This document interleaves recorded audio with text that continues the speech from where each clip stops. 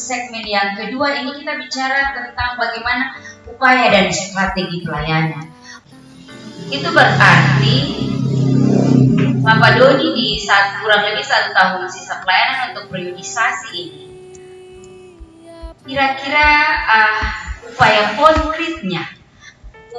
konkretnya dalam menghadapi masalah ini, apa yang menjadi program strategis untuk menjawab permasalahan yang tadi bukan hanya saja. Baik, terima kasih untuk menjawab pertanyaan waktu kedua bagi beta. Memang sangat seperti apa yang disampaikan oleh Bapak Penatua Jela Bobar, disebut di sektor Sola Grazia. Banyak sekali persoalan-persoalan, tantangan-tantangan yang ketong hadapi untuk membawa pelayanan laki-laki ini di jalan yang ketong semua kehendaki sama-sama. Kalau boleh jujur, wadah pelayanan sektor laki-laki, sektor Sola Grazia ini memang dapat kasih besar dengan air mata. Jadi memang sangat membutuhkan kerja ekstra, kerja tim, sangat membutuhkan jaringan kerja yang seperti tadi beta sampaikan tadi, networking itu sangat penting. Membangun kerjasama dengan wadah perempuan, membangun kerjasama dengan pihak-pihak yang lain. Karena ada beberapa faktor yang sangat mengganggu proses kelancaran seperti yang telah disampaikan oleh Bapak Penatua Bapak Jela Bobar tadi. Kita boleh tambah juga ada kendala yang kita hadapi di wadah pelayanan laki-laki ini. Kalau boleh jujur, memang seperti yang disampaikan oleh Bapak Labu, di pelayanan laki-laki ini memang melihat ibadah itu sesuatu hal yang rutinitas berjalan, sehingga kita tidak merasakan bahwa ini sesuatu yang baik yang harus dikembangkan dalam konteks kehidupan kita dalam sebuah kebersamaan, dalam membangun persekutuan bergereja untuk memuliakan nama Tuhan.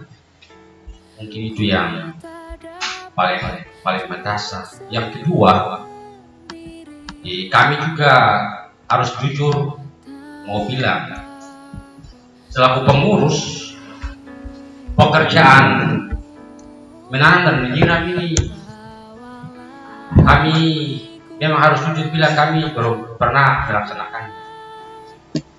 Bagaimana kami bisa menanam dan menyiram kalau Tuhan memberikan pertumbuhan silahkan bekerja. Oleh sebab itu dibutuhkan komitmen kita bersama selaku pengurus, selaku anggota wadah. Karena banyak hal yang harus kita buat, kerja ekstra untuk membangun bersama sebuah pelayanan yang baik. Oleh sebab itu, hal-hal yang harus kita antisipasi untuk menjawab semua ini, ada beberapa hal yang ketong sudah. Ada 3 program. Program yang pertama itu program penataan. Ketong sudah mengklasifikasi bagian-bagian di ketong sektor. Yang pertama itu memang talenta yang Tuhan kasih bergotong lewat pekerjaan ini masing-masing. Ada petani, tukang ojek, tukang batu, buruh bangunan, buruh pegawai pensiunan. Ada banyak kesibukan yang ketong lakukan untuk mencari nafkah dalam ketong kehidupan ini setiap hari. Itu hal yang mengganggu ketong untuk datang beribadah. Oleh sebab itu, lewat program penataan ini ketong sudah coba buat pengelompokan. Ketong sudah buat WA group itu sebagai penyambung tangan, penyambung lidah untuk ketong boleh berkomunikasi lain bantu lain topang lain dalam konteks talenta yang telah Tuhan berikan. Misalnya di WA Group atau sudah jalankan penjualan online, dengan sendirinya bisa menarik rekan-rekan pada pelayanan yang lain untuk bisa hadir bersama-sama dengan ketemu untuk mengerjakan. Lalu yang kedua, ketemu sudah boleh mencoba membuat kentongan.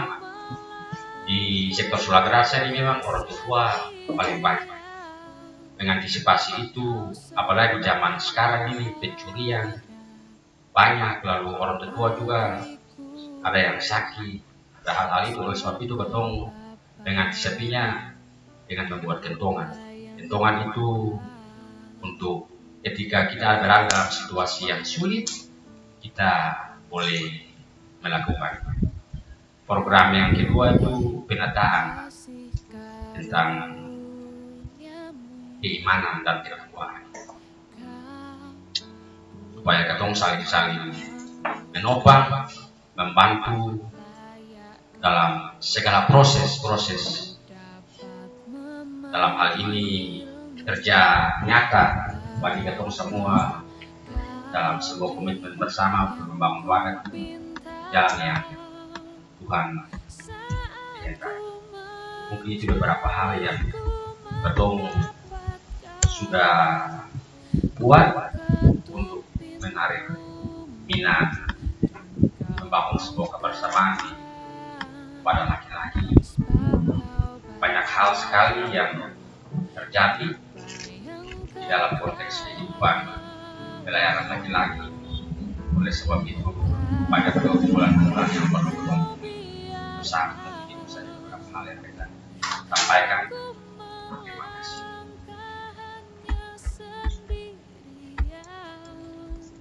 Ya, terima kasih Bapak Ketua Wadah Laki-laki. Di segmen yang kedua ini kita ke Bapak Labo. Iya, Pak Labo selaku Majelis Pembina di sektor.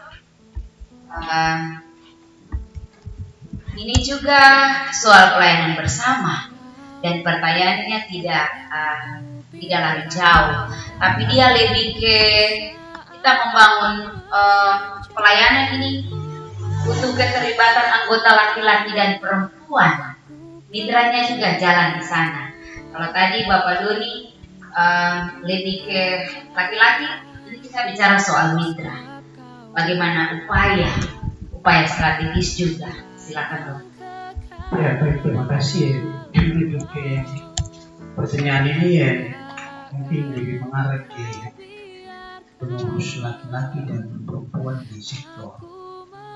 Yang kita minta yaitu harus kreatif, pengurusnya harus kreatif,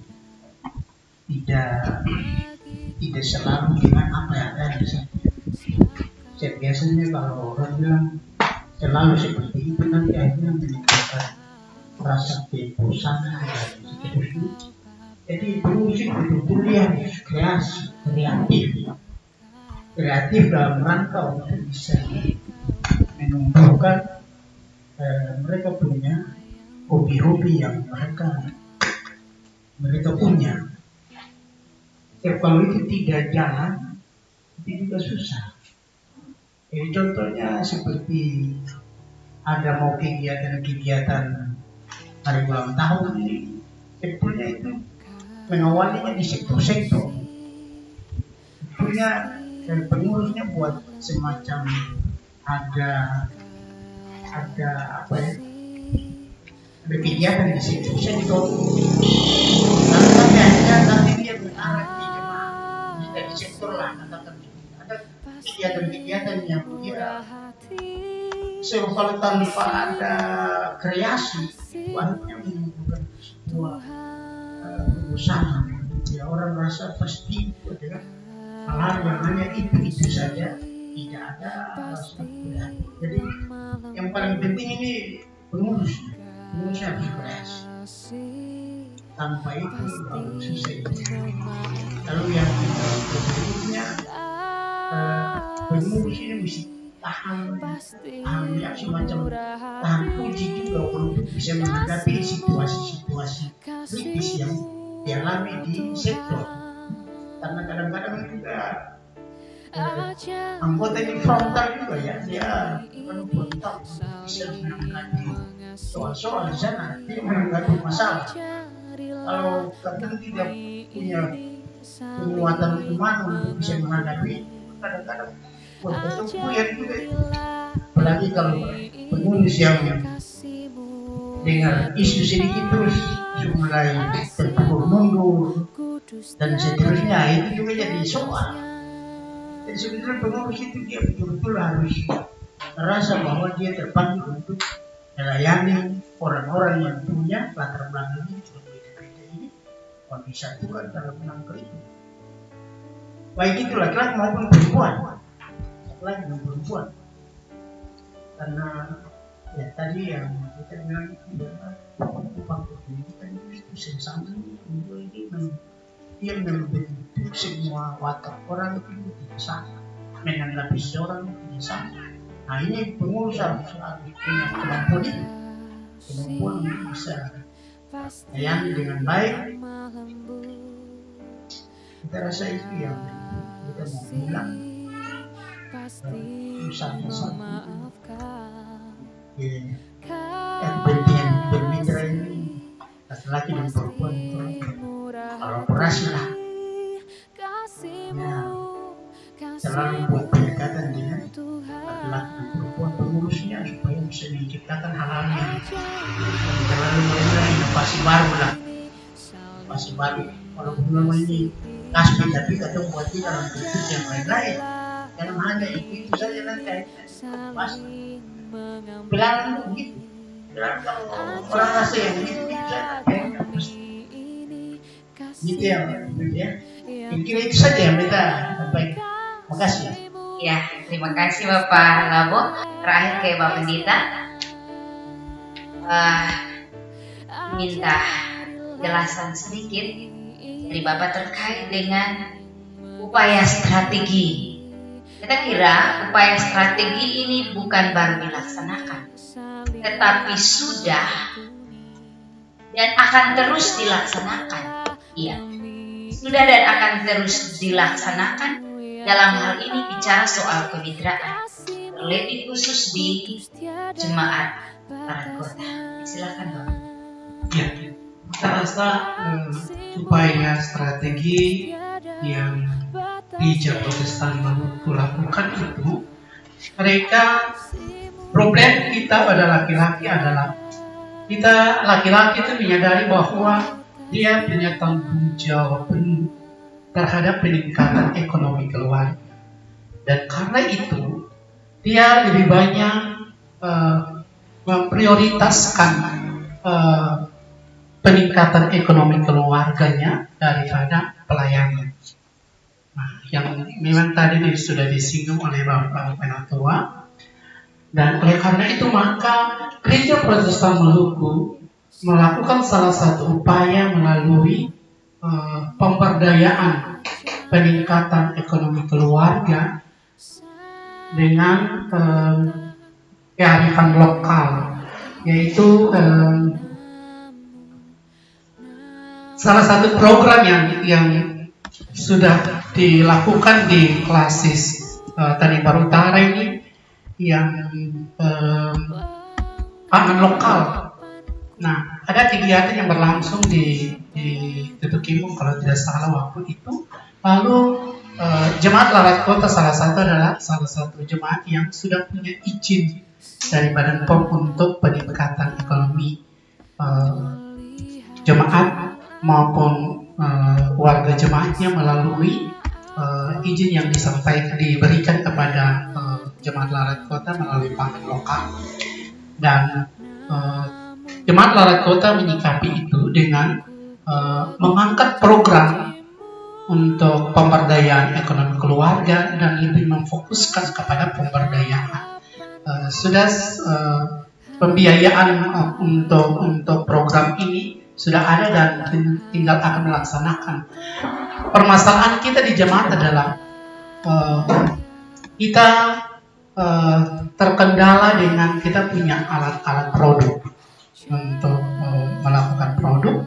Yang kedua adalah kita terkendala dengan kita punya tempat untuk pemasaran. Nah, kita punya kendalanya itu. Dan dalam persidangan ke-38 kemarin, 39,